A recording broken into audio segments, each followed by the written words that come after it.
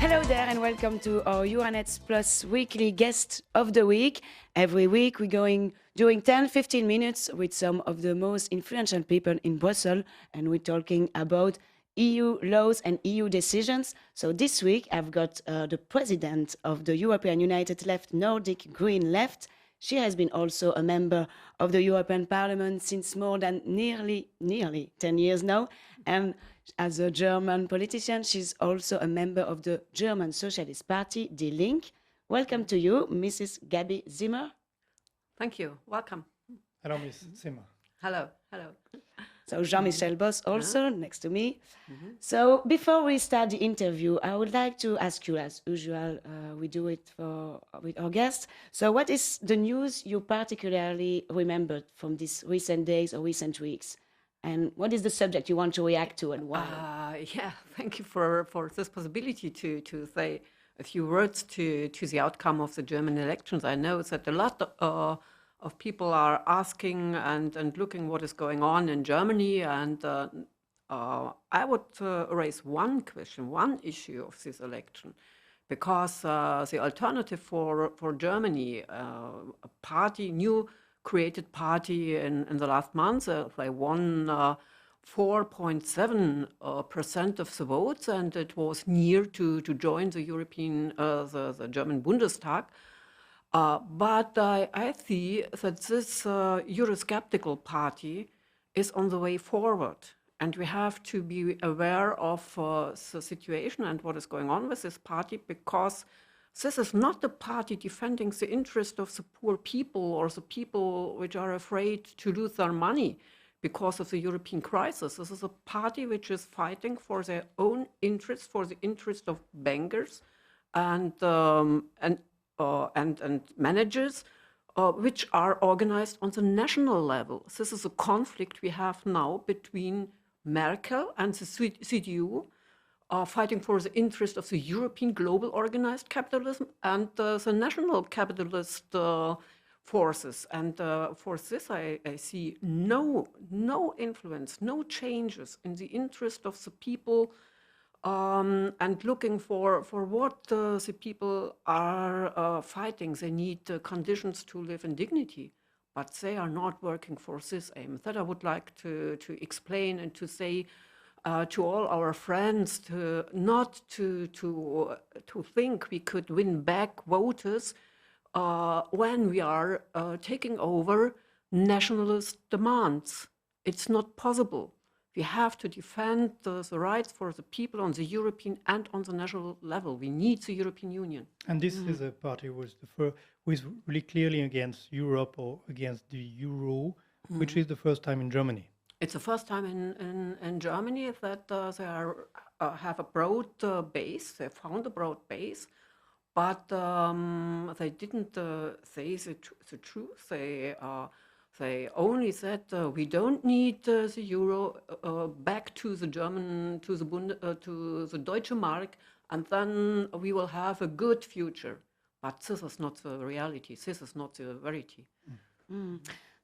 So these days, I mean, we're talking about, so in European debate, we're talking about a recovery of growth, so a return of growth in Europe. So what do you think? So because even Oxfam reports show that they say that poverty is rising in Europe, and by 2025 there will be around more than 150 million of Europeans who would face poverty.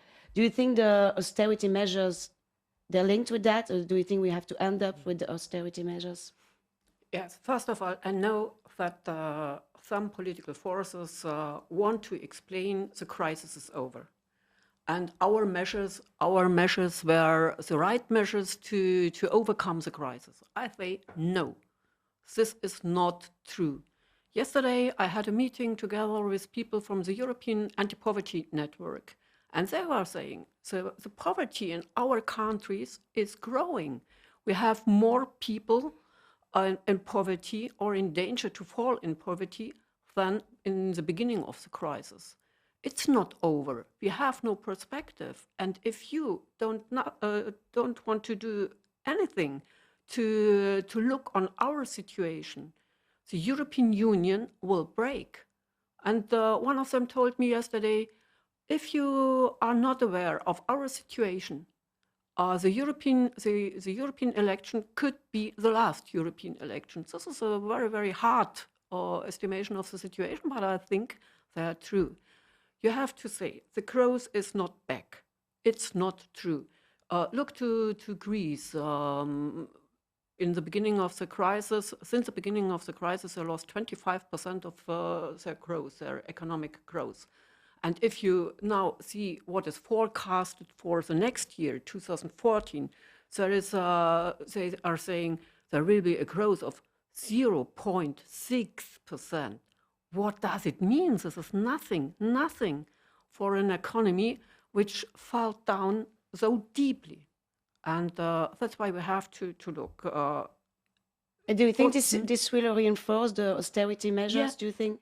I think the austerity measures were only for the banks and for the big capital. Look to all what the European member states paid for Greece, and it's clear more than 98% of all this money didn't went in the real economy. It was used to pay the debts for the banks and for the banks, not for the real economy.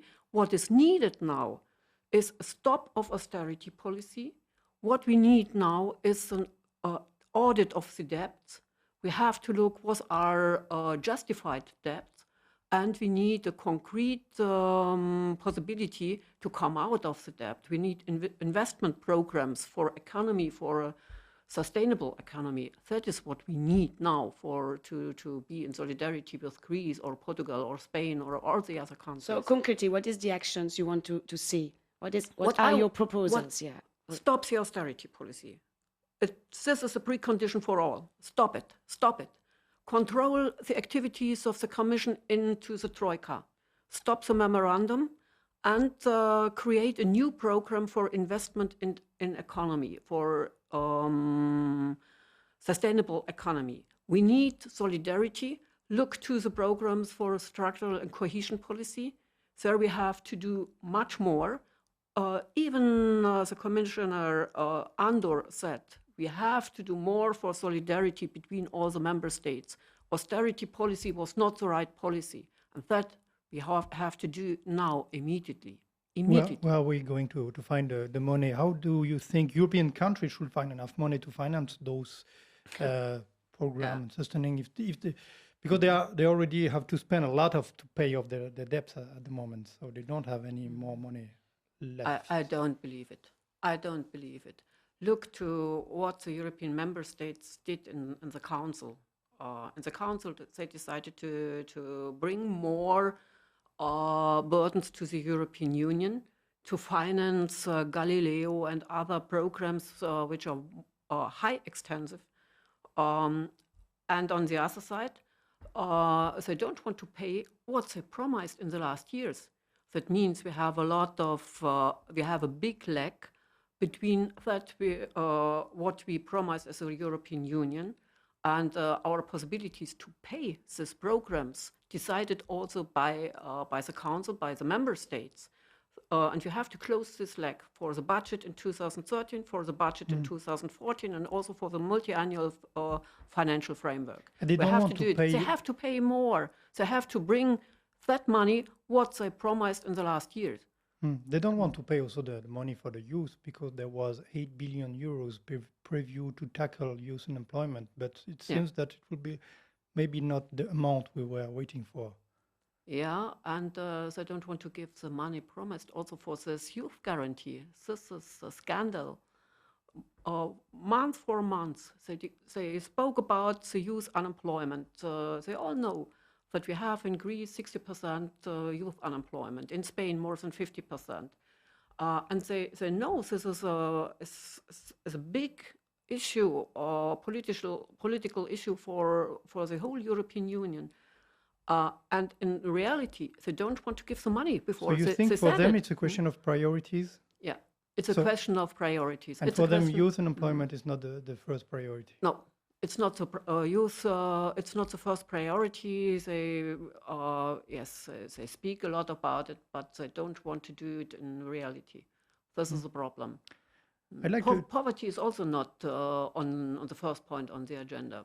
Fighting poverty, fighting youth unemployment, fighting for decent work. It's not on the priorities in the member states, but also not in the European Union, I'd like especially in to the go back Council. to one important point you said before, because is it a breach of the treaty, the rising of the poverty? Because we've in the treaties are promising that they are going to guarantee wealth and security for the people in Europe, which is not the case anymore. So is it a breach of the treaty? Yeah, clearly saying yes, it's a breach of the treaties, because you have also inside the treaty, you have a clause for solidarity.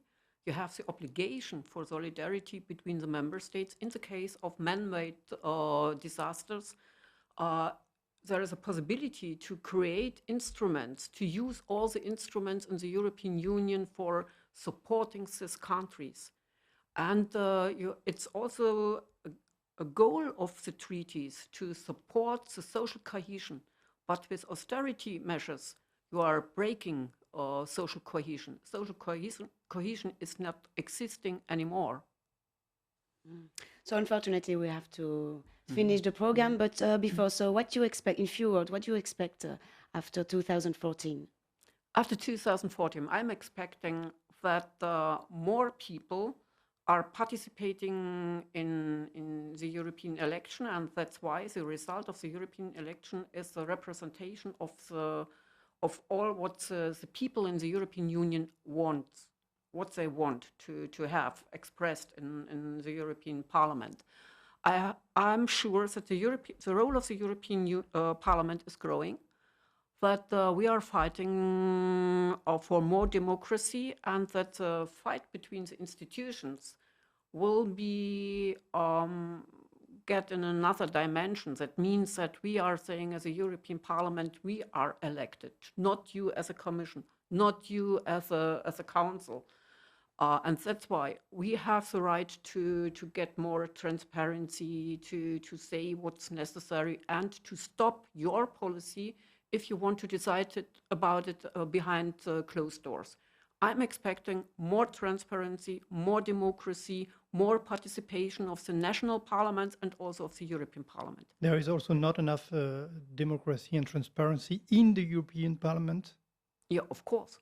Yeah, of course. If you look to all the situations we had when they didn't want to give us information about the budget of the council, or when we ask Mr. Barroso that we want to know more about the scandal concerning the tobacco directive and what was behind them, and all, we had enough examples to say we need more transparency.